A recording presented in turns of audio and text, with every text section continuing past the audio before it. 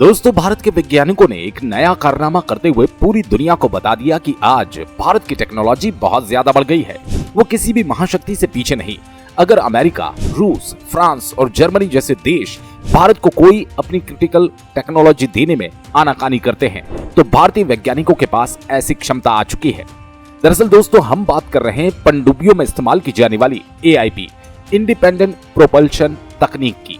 आपकी जानकारी के लिए बता दूं, इस समय भारत के पास AIP मौजूद नहीं है। यही कारण है कि भारत पिछले कुछ सालों से AIP पनडुब्बी को डेवलप करने के लिए हाथ पैर मार रहा था और इसको लेकर भारत ने कई देशों को मनाने की कोशिश भी की थी।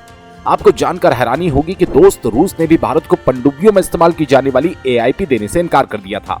उस समय कई रक्षा विशेषज्ञों द्वारा दावा किया गया था कि रूस ने चीन के प्रेशर में आकर भारत को AIP टेक्नोलॉजी नहीं दी, क्योंकि अगर रूस अपनी AIP देता तो इसका सीधा प्रभाव चीन के ऊपर पड़ता और हिंद महासागर में चीन के सारे मंसूबे नाकाम हो जाते।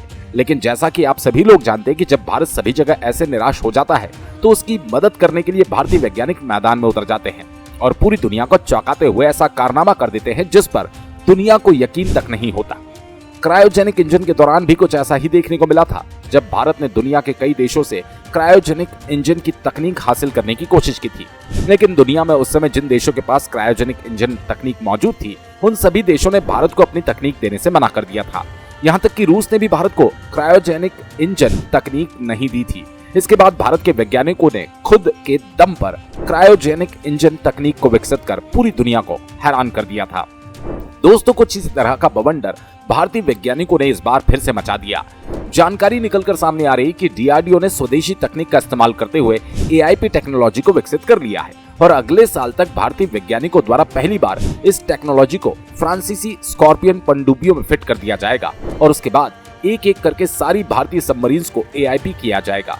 दोस्तों, सबसे पहले आप ये जान लीजिए कि आखिर AIP और उसके बाद आपको बताएंगे कि IPA इस भारतीय पनडुब्बियों को हिंद सागर में चीनी मंसूबों को किस तरह से नाकाम कर सकती है। दोस्तों, AIP इसी खास टेक्नोलॉजी होती है जो किसी पनडुब्बी को समंदर का शांत मगर महाशिकारी बना देती है। इस टेक्नोलॉजी की मदद से पारंपरिक पनडुब्बियां भी काफी लंबे समय तक समुद्र के गहराइयों में छुपी रह सकती है और दुश्मन का रडार सिस्टम इनको डिटेक्ट नहीं कर पाता। आसान भाषा में कहे तो सामान्य पनडुब्बियां समुद्र की गहराई में ज्यादा समय तक छिपकर नहीं रह सकती, क्योंकि उन्हें अपनी बैटरी को चार्ज करने के लिए बार बार समुद्र की सतह पर आना पड़ता है और इस दौरान दुश्मन का रडार सिस्टम इनको आसानी से डिटेक्ट कर लेगा। अब आपके मन में सवाल चल रहा होगा कि अगर सामान्य पनडुब्बियों को दुश्मन आसानी से डिटेक्ट कर सकता है तो भारत परमाणु ऊर्जा से चलने वाली पनडुब्बियों का निर्माण क्यों नहीं करता, क्योंकि परमाणु ऊर्जा से चलने वाली पनडुब्बियां महीनों तक समुद्र की गहराई में छुपी रह सकती हैं। तो दोस्तों, चलिए जानते हैं हिंद महासागर में भारत किस तरह से AIP डेवलप कर रहा है। पनडुब्बियों का जखीरा तैनात कर चीन को मुंह तोड़ जवाब दे सकता है।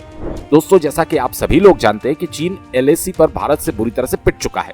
ड्रैगन को पता चल चुका है कि LAC की ओर से उसकी दाल नहीं गल सकती और अब दूसरी रणनीति का इस्तेमाल करते हुए जिनपिंग हिंद महासागर की तरफ से भारत को घेरने की कोशिश कर रहा है और आए दिन हिंद महासागर में चीनी पनडुब्बियां मंडराती नजर आती हैं।